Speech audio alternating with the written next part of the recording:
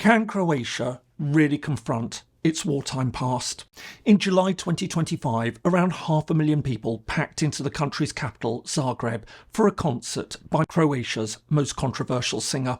Known for his hardline nationalist views, the concert made headlines far beyond Croatia when sections of the crowd began chanting slogans from the country's fascist past. But while the government was quick to downplay what had happened, many saw it as yet more evidence that Croatia still hasn't fully come to terms with its Second World War history. So, what exactly happened, and what does it say about Croatia today and its willingness to confront the past? Hello and welcome, I'm James Ker-Lindsay, and here I take an informed look at international relations, conflict and security. The truth is that many, if not most countries, have dark chapters in their history, whether it's war, genocide, ethnic cleansing or colonialism. But what really matters is how they choose to deal with that past.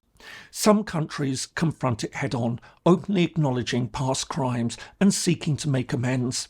Others are less willing to do so, sometimes going so far as to deny any wrongdoing whatsoever.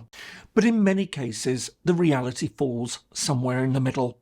The past may be officially condemned, but elements of it still find a place in public life, often celebrated, whether openly or subtly. Croatia is a good example. For many years, observers have pointed out that the country has struggled to come to terms with its role during the Second World War. While the country's fascist regime is condemned in official statements, many believe that there's still significant sympathy for it amongst the general public, and that the authorities have been reluctant to tackle this sentiment directly. The Republic of Croatia sits in southeast Europe. With a coastline on the Adriatic Sea, a part of the Mediterranean, it borders Slovenia, Hungary, Serbia, Bosnia and Herzegovina and Montenegro. With a population of just under 4 million, the overwhelming majority identify as ethnic Croats. However, the country is also home to several minority communities, including Serbs, Bosniaks, Hungarians, Italians and Roma. The Croatian people trace their roots to Slavic tribes that settled in the Balkans during the early Middle Ages. Over time, they established their own kingdom, but by the 12th century, this had been absorbed into the Kingdom of Hungary and later into the Habsburg Empire, which in turn evolved into Austro-Hungary. Despite centuries of foreign rule, the Croats nevertheless managed to maintain a distinct political and cultural identity. This started to assert itself more strongly in the 19th century during the rise of nationalism within Europe. As countries like Greece and Serbia gained their independence, Croats began pushing for greater autonomy within Austria-Hungary. This momentum was further fueled by the idea of Pan-Slavism, the belief that all South Slavs, including Croats and neighbouring Serbs, should unite. For many Croats, this offered a way to break free from Austrian and Hungarian rule. That chance would eventually come at the end of the First World War. As Austria-Hungary collapsed, the Kingdom of Serbs, Croats and Slovenes was created in 1918 and 10 years later, in 1929, became the Kingdom of Yugoslavia. But while the new country was meant to be a union of equals, from the outset tensions emerged between the Croats and the Serbs.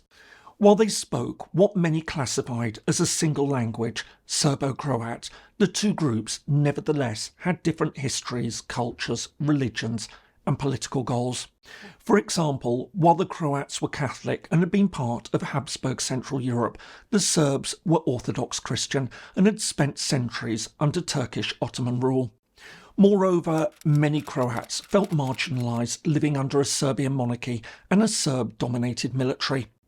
As a result, frustration grew, and by the 1930s, some Croats were turning to more extreme ideologies, including fascism.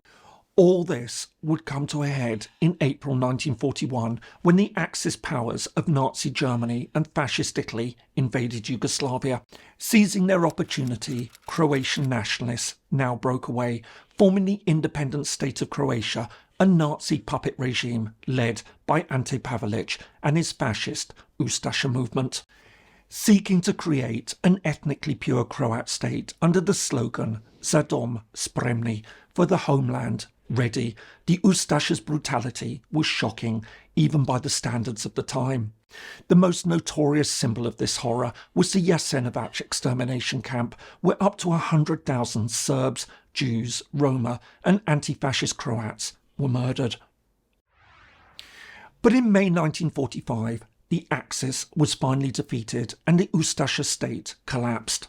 But while many of its leaders were killed, others managed to escape abroad, including Pavelić, who was eventually assassinated in 1959 in Argentina. Meanwhile, Yugoslavia was reformed, this time as a socialist federation under the leadership of Josip Broz Tito, a Croat who had led the communist resistance forces during the war. Over the following decades, his regime attempted to heal the wounds of the past by suppressing nationalism and banning fascist symbols. But underneath the surface, ethnic tensions remained, especially between the Croats and the Serbs. While Tito may have been a Croat, many Croatians resented the position Serbia and the more numerous Serbs held within the Yugoslav state. As a result, nationalist sentiment continued to simmer, waiting for an opportunity to re-emerge. While this began with Tito's death in 1980, it really came to a head a decade later at the start of the 1990s. As communism and Yugoslavia began to disintegrate, Croatia, alongside neighbouring Slovenia, declared independence in 1991, sparking a brutal war with the Serb-dominated Yugoslav army and Serb militias inside Croatia. The resulting War of Independence would last 4 years and would be marked by horrific violence, including war crimes and ethnic cleansing.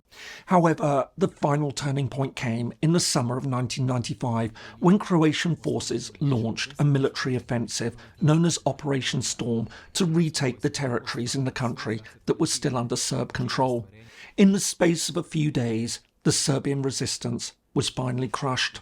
As almost 250,000 ethnic Serbs now fled the country, Croats celebrated their victory. I hope you're finding this useful. If so, please do give it a like and perhaps subscribe if you haven't already. Thanks, and now back to the video. As usually happens, the war led to a revival of nationalist sentiment, including a rehabilitation of the fascist state created during the Second World War. For example, parts of the Croatian armed forces, as well as paramilitary units, adopted fascist-era symbols and insignia reminiscent of the Ustaše. But while the issue of war crimes became important over the following years, leading to several high-profile international trials, the revived legacy of the fascist era proved trickier to tackle. For example, while overt Ustaše symbolism was effectively banned, it wasn't uncommon to see memorabilia openly for sale.